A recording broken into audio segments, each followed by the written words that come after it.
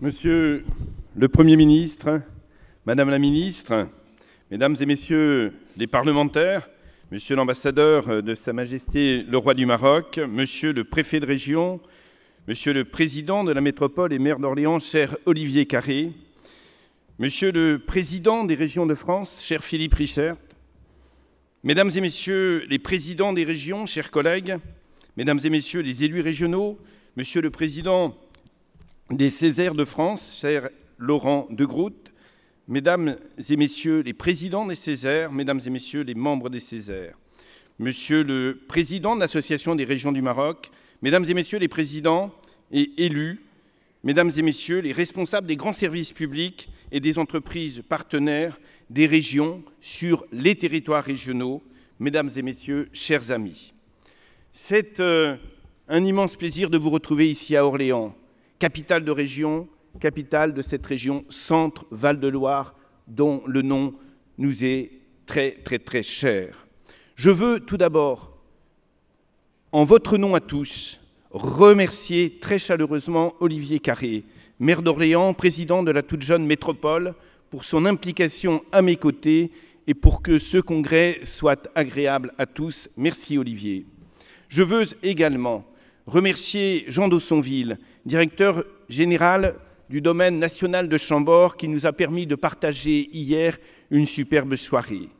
Merci aussi aux jeunes lycéens, aux jeunes apprentis qui, par centaines, se sont mobilisés depuis hier pour que ce congrès soit un congrès agréable à tous, soit un congrès qui porte le visage des valeurs de notre région Centre-Val de Loire.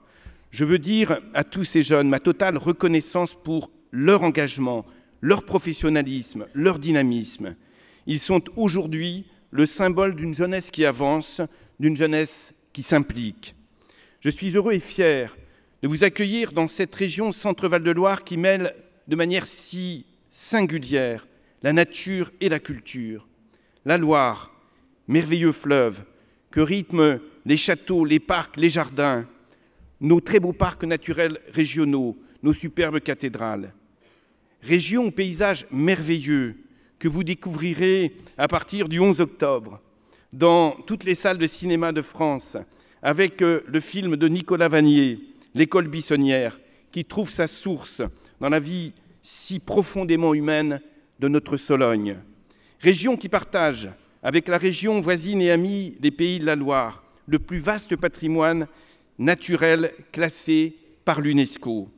Région de tourisme, de gastronomie, de vignes et de vins que l'on parcourt à vélo, comme le font plus d'1 million de cyclistes chaque année sur les beaux parcours de la Loire à vélo.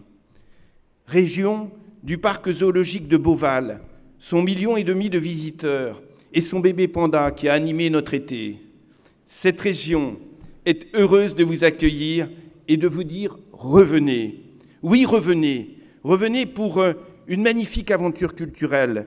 Cette région, c'est celle de la Renaissance. Et 2019 sera l'année du 500e anniversaire de la mort de Léonard de Vinci, de la première pierre du château de Chambord. Alors oui, nous vous donnons rendez-vous dès aujourd'hui avec l'histoire et la culture qui s'exprimeront tout au long des années 2018, 2019, 2020, dans des spectacles, dans des expositions, dans des concerts, dans des colloques, qui mobiliseront les plus grands intellectuels et les plus beaux artistes, comme de très nombreux acteurs et habitants de cette région.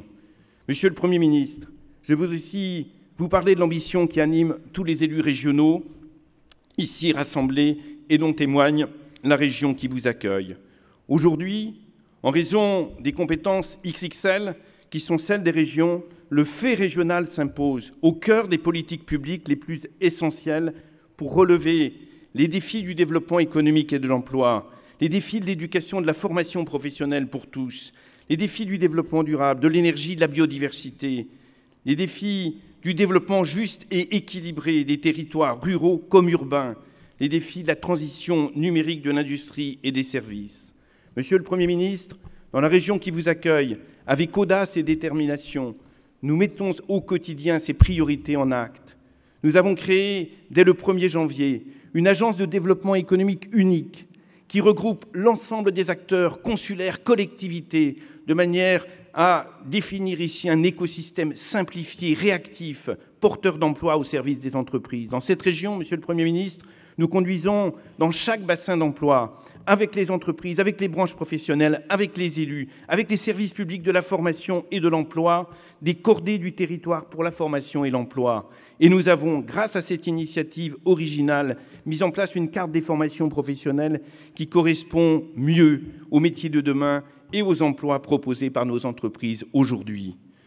Dans cette région, nous développons des circuits courts pour l'approvisionnement des lycées et des CFA, 9 millions de repas annuels, désormais ouverts à une nouvelle coopération entre les organisateurs de la restauration collective et les agriculteurs. Dans cette région marquée par le risque de déserts médicaux, nous finançons, Monsieur le Premier ministre, l'ouverture de maisons de santé pluridisciplinaires dans l'espace rural comme dans l'espace urbain. Et nous aurons, à la fin de cette période de 2020, eu plus d'une centaine de maisons de santé pluridisciplinaires sur notre territoire. Vous le voyez, Monsieur le Premier ministre, beaucoup des priorités de votre gouvernement appellent la mobilisation des régions, de par la nature et l'étendue de leurs compétences. Alors, nous disons avec force, avec détermination, qu'à des compétences XXL ne peuvent répondre des ressources XXS, qu'à des compétences transférées aux régions dans le domaine du soutien au développement économique, si essentiel pour faire redémarrer l'emploi, ne peut correspondre le trou noir des ressources. Pourtant, si ce qui est obtenu par la mise en place d'une ressource assurée par l'octroi d'une part de TVA était bien plus que remise en cause par une diminution drastique de ce qui est dû au titre des charges transférées dans le domaine économique, les régions connaîtraient une baisse globale significative de leurs ressources. Vous le comprenez, Monsieur le Premier ministre, parce qu'elles portent les compétences qui préparent l'avenir, du développement économique, de la formation, du soutien au déploiement du très haut débit. Les régions doivent être assurées de disposer des moyens financiers essentiels. Les régions considèrent, comme Molière, que la saignée est une médication qui condamne. En l'occurrence, un mauvais diagnostic du gouvernement et un mauvais traitement imposé aux régions conduiraient, vous le savez, à l'échec de l'un et de l'autre, de l'État comme des régions. Monsieur le Premier ministre, les chantiers ouverts par votre gouvernement pour les mois à venir sont centraux en faveur d'une formation professionnelle toujours plus efficace au service de l'emploi, pour une réforme attendue de l'apprentissage. Et la présence à vos côtés ce matin de la ministre en charge de ces secteurs est pour nous un signe de l'importance que vous y apportez. À plus court terme, vous tiendrez des États généraux de l'alimentation, des assises nationales de la mobilité. Sur toutes ces thématiques, directement placées au cœur du réacteur des politiques régionales, les régions peuvent, doivent, veulent être celles qui, demain, vous accompagneront pour rendre notre pays plus efficient, plus attractif encore, plus solidaire.